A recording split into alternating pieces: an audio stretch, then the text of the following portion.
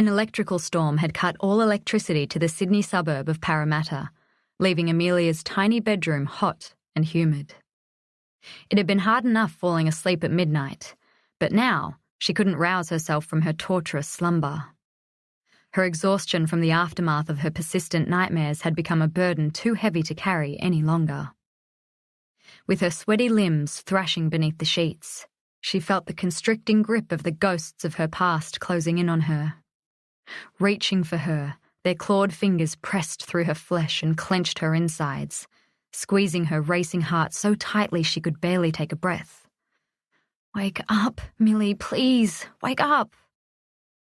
With every bit of might she tried to heave herself from the horrors of her dream. But just like every other time, the looming shadows had her at their mercy, the faceless beings skillfully pulling her under.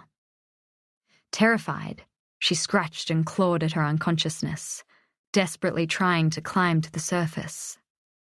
She didn't want to go through this anymore. But just like when her worst nightmare had become her reality all those years ago, she was stuck in a kind of hell, and it was dark, so damn dark and scorching hot. Helplessness consumed her, and she slipped further into darkness. A strangled sound escaped her as everything spun in crazy circles. Then the fiery floor she was scrambling upon gave way, and she was tumbling defenselessly into an even blacker abyss. Thick grey smoke furled around her like a giant snake, asphyxiating her. Over her wheezing breaths, she could hear her father's frantic roars, her mother's blood-curdling screams, and somewhere in the fire-engulfed house, her little brother Zach was crying out for help, begging for her to save him. She tried to suck in a breath, and then another, so she could call out to him, so she could somehow soothe him, but there was no oxygen left.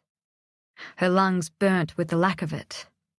She had to get to him, or die trying. On her hands and knees, she endeavoured to crawl beneath the flames devouring the walls, so she could get him, but there was nowhere left to go. There was no escape.